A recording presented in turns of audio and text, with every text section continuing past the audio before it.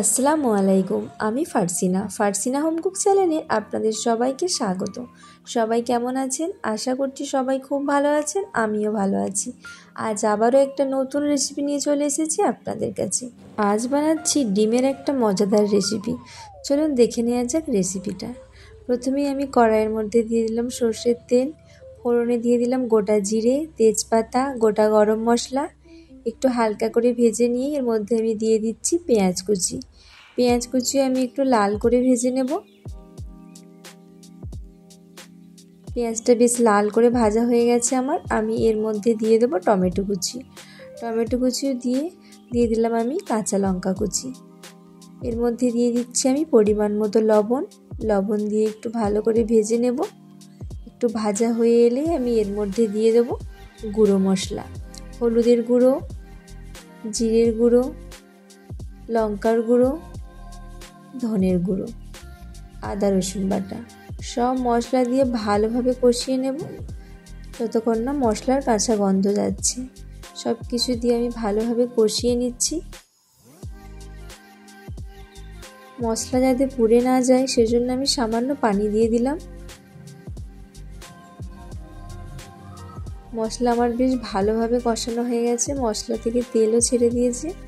এরপর আমি এর মধ্যে দিয়ে দিলাম কেটে রাখা কুমড়ো দিয়েও আমি একটু ভালোভাবে কষিয়ে নেব। এরপর আমি এর মধ্যে দিয়ে দিলাম ভেজে রাখা আলুগুলো আমি আগে থেকে একটু হালকা ভেজে রেখেছিলাম। সব কিছু দিয়ে ভালোভাবে কষিয়ে নেব কিছুক্ষণ। আমার রেসিপি যদি আপনাদের ভালো লেগে থাকে তাহলে কমেন্ট করে অবশ্যই জানাবেন। আমার ভিডিওটিতে লাইক ও শেয়ার করে দেবেন। চ্যানেলটিকে সাবস্ক্রাইব করতে ভুলবেন না। এর মধ্যে আমি দিয়ে দিলাম সিদ্ধ করে রাখা ছোলার ডাল দিয়েও আমি একটু ভালোভাবে সব কিছু কষিয়ে নেব। সব কিছু কষানো হয়ে গেলেই আমি এর মধ্যে দিয়ে দেবো পরিমাণ মতো পানি দিয়ে দিলাম। পানি ফুটে এলেই এর মধ্যে আমি দিয়ে দেবো পরিমাণ মতো লবণ আর পরিমাণ মতো চিনি দিয়েও সব কিছু দিয়েও ভালোভাবে একটু নাড়িয়ে চাড়িয়ে এর মধ্যে আমি দিয়ে দিচ্ছি ধনেপাতা কুচি।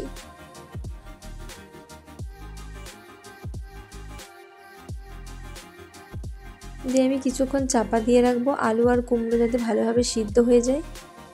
কিছুক্ষণ পর ফিরে এলাম, সব কিছু ভালোভাবে সিদ্ধ হয়ে গেছে। এরপর আমি এর মধ্যে ভেজে রাখা ডিমগুলো দিয়ে কিছুক্ষণ রান্না করে নেব। তাহলেই আমাদের রেডি হয়ে যাবে ডিমের মজাদার রেসিপি।